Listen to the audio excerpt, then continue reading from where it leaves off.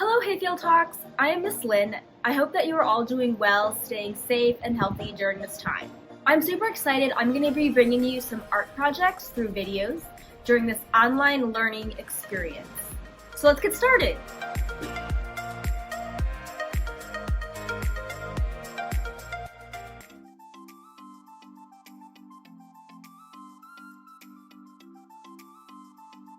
So I ended up using 1 cup of flour and a half cup of salt and half a cup of water. But you can see that it still makes a good amount of clay.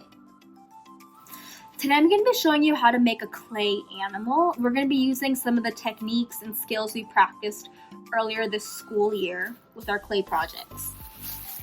So I'm going to unwrap this clay. I kept it wrapped in plastic wrap to keep it moist. One thing I want to mention before we get started is this kind of clay, because it's not real clay, it's harder to smooth out, so your animal might have a bit of a rough texture, and that's okay.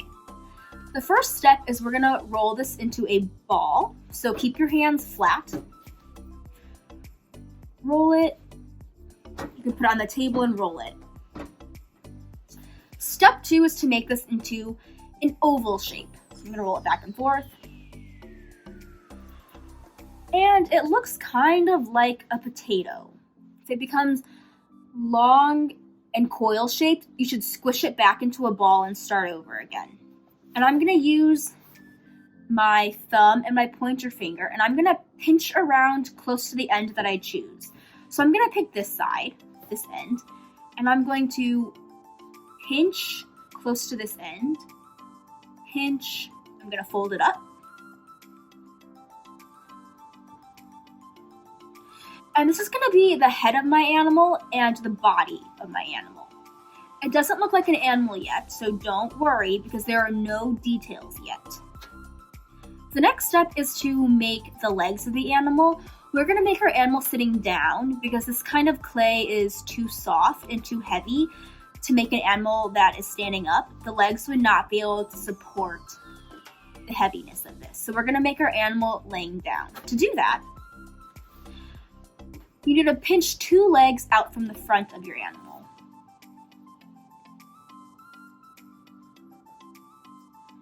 So I'm going to pinch and shape the front legs. If you were in 6th and 5th grade, you would have learned the word modeling earlier this year. Modeling means to shape your clay. So I'm currently modeling the front legs of my animal. Take your time to get the right shape that you want. Try to make your legs the same size. If they're not the same size, squish your clay back together and try to remake the legs. So I have the front legs now, so I'm gonna work on the back legs. I'm gonna pull the clay out from the back.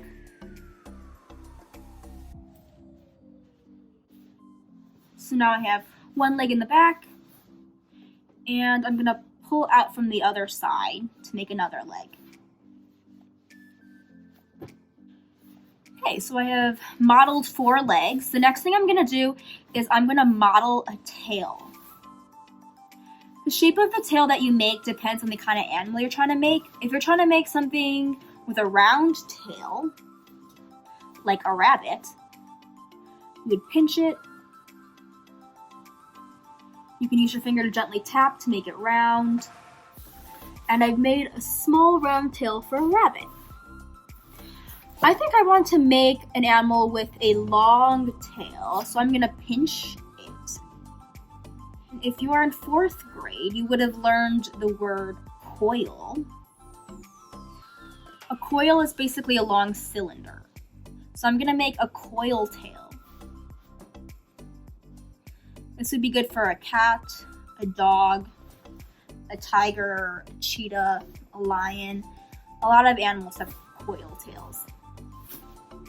The next thing that I'm going to do is I'm going to add ears. You're going to pinch 2 ears up. Pinch, pinch. I'm going to make this animal have triangle ears. So I'm going to pinch just the tips to make points. So right now you can say I have triangle ears. This would be good for a cat. It could be good for some dogs, like German Shepherds have pointy ears. If you want to make a semicircle ear, all you have to do is tap the tip so that it becomes round. So now I have 2 semicircle ears. My animal does not have much of a neck right now, so I'm gonna pinch around the neck to make it more narrow. Whenever you pinch something, it becomes taller and more narrow. So look how it has more of a neck now. All right, so I have the basic shape of my animal now, so I can add details. I'm going to impress details using different tools that I found in my house. I found a fork, a pencil, and a pen. So to impress has different meanings, right? You can impress somebody with your amazing basketball skills. You can impress somebody by reading the entire Harry Potter series in a week. The kind of impress that we are using means to press down and leave a mark. So I'm going to impress with this fork to make toes on the paws of my animal. Impress, impress. And you can see that now my paws have details because I've impressed marks down. And the next thing I'm gonna do is I'm gonna pinch this to make a snout because some animals have a bit of a snout. So I'm gonna make it more cone-shaped.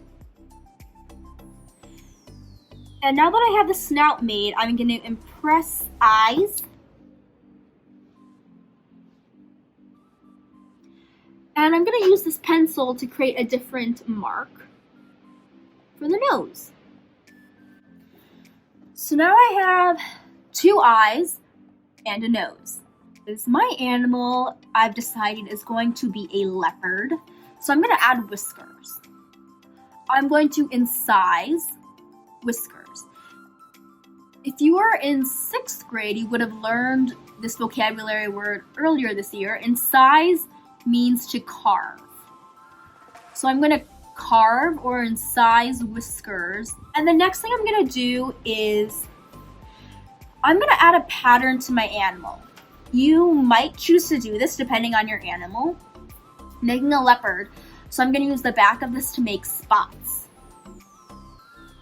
And then press down spots on the back of my leopard. This is my final product. This is my leopard's face. This is the back. There's the tail. And I am now finished. I would love to see the artwork that you've created. So if you would like to, please take a photo and email it to me. Thank you for watching this video. I hope you had fun while learning. Have a marvelous day, stay safe, stay healthy, and have fun with the rest of your distance learning.